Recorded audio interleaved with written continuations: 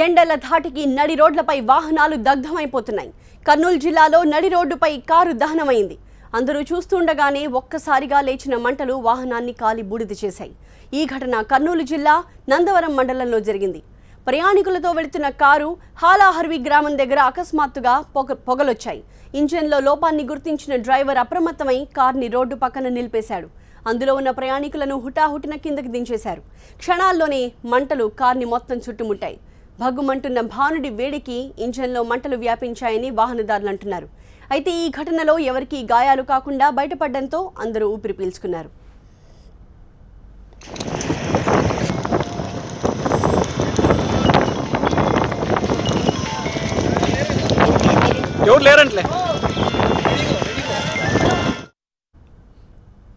ఇక భద్రాద్రి కొత్తగూడెం జిల్లాలో ఎండ దాటికి ద్విచక్ర వాహనం దగ్ధమైంది.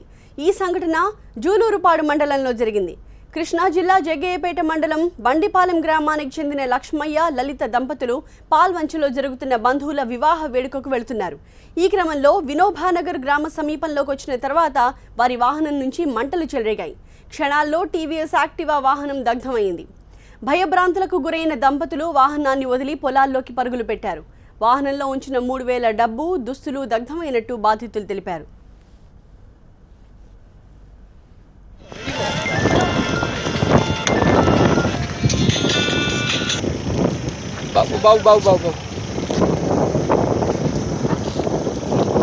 హలో హలో మల్లికార్జున, హలో ఒక్క నిమిషం నేను చేస్తానండి. వెహికల్ కాలిపోతుంది, వేరే వెహికల్ కాలిపోతుంది, నేను చేస్తాను. ఒక్క నిమిషం. ఎండల తీవ్రత ఏ స్థాయిలో ఉందో ఈ దృశ్యాలు చూస్తే మరోసారి స్పష్టమవుతుంది. ఎండల ధాటికి వాహనాలు ఎక్కడికక్కడ ఎలా తగలబడిపోతున్నాయో ఈ దృశ్యాలు చూడొచ్చు. కర్నూలు జిల్లాలో ఒక సంఘటన, భద్రాద్రి కొత్తగూడెంలో మరో ఘటన వెలుగు చూశాయి.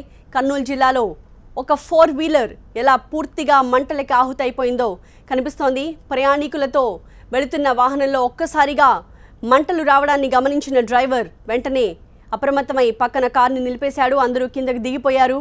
ఈ క్రమంలో మంటలు పూర్తిగా వ్యాపించి కార్ మొత్తం దగ్ధమైపోయింది. ఇక రెండో ఘటన భద్రాద్రి కొత్తగూడెంలో జరిగింది. ఒక 2-వీలర్ ఏ స్థాయిలో తగలబడిపోతోందో మనం అర్థం చేసుకోవచ్చు. తమ బంధువుల ఇంట్లో పెళ్లికని దంపతులు ఈ బైక్ మీద బయలుదేరి వెళ్లారు. అయితే మార్గం మధ్యలో వాళ్ళు మంటలు మొదలవ్వడాన్ని గమనించారు.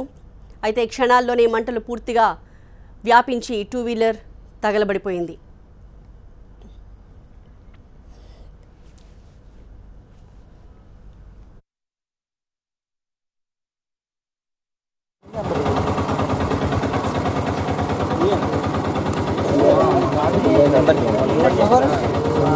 Hey,